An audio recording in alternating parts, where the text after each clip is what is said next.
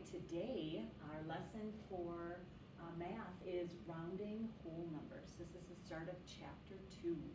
All right, our main idea is we are going to round whole numbers, and we're also going to talk about decimals, so we'll have to know place value.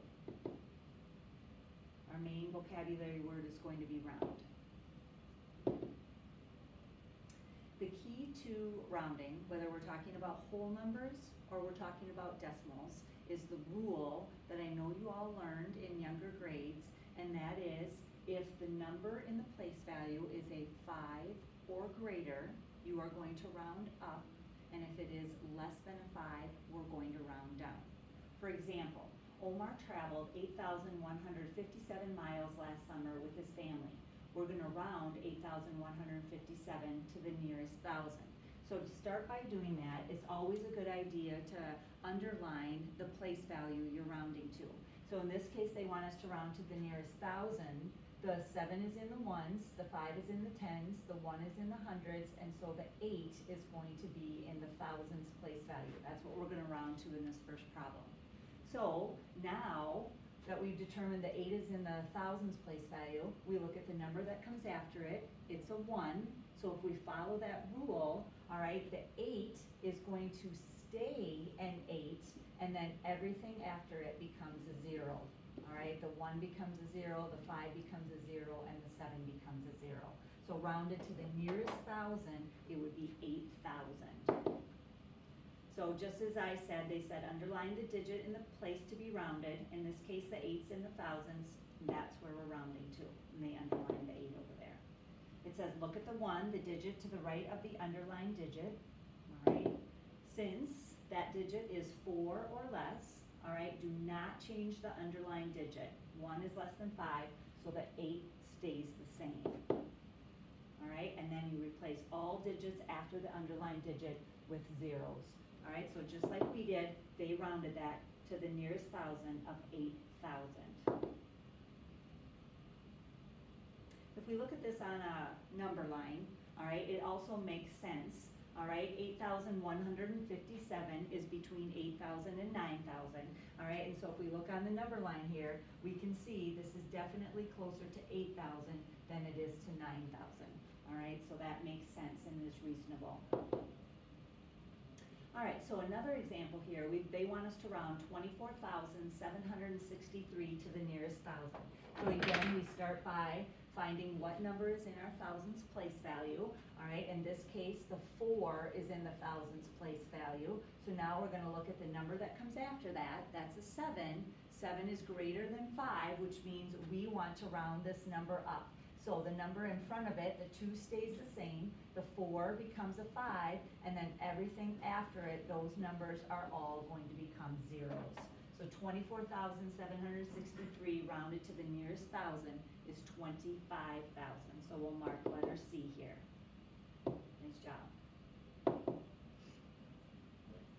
Now, the same rule also applies with decimals. We just have to remember our place values for decimals. In this case, they want us to round. This says 910 and 356 thousandths. They want us to round that to the nearest tenth. All right, so now we're going to do the same thing. We're going to underline what number is in the tenth spot. We start with our decimal. The first place value after to the right of the decimal is the tenth spot. All right, so I underline the 3, all right, and then I follow the same rule. All right, I look at the number that comes after it. It's a 5. The rule is 5 or greater, we're going to round up, and less than 5, the number underlined will stay the same. So everything in front of it has to stay the same. The 9 stays the same, the 1 stays the same, the 0 stays the same, where the decimal point is stays the same. But because this number is a 5, that means the 3 is going to go up to a 4. Now, you can, all right, change the 5 and the 6 to zeros, or if you want to, you can just leave those off like that. All right, those two numbers are equivalent to each other, so you can write it either way. All right, so rounded to the nearest tenth, it would be 910 and 4 tenths. So just like we did, they underlined the digit in the tenths place. That was the 3. They looked at the 5, that digit that was to the right of the 3, and since it was greater than, we added 1, and they also rounded it to 910 and 4 tenths. They dropped the zeros off, but like I said, if you want to leave those zeros on, all right, you can do that also, all right? Oops, can't see that very well. All right, so rounded to the nearest tenth, all right, 910 and 4 tenths. And if we look at it on the number line, all right, you can see also, all right, that number is between these two numbers, and it is a little bit closer to the 0.4. All right, so let's practice this. They're again asking us to round this to the nearest tenth.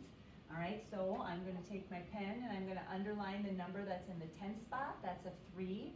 All right, I look at the number that comes after that. That's a 2.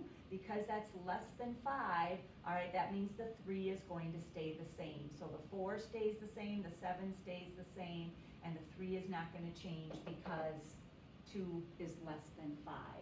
All right, and so then I look at my answers here. Letter B says 47 and 3 tenths, so I'm going to choose that, and we are correct. Excellent.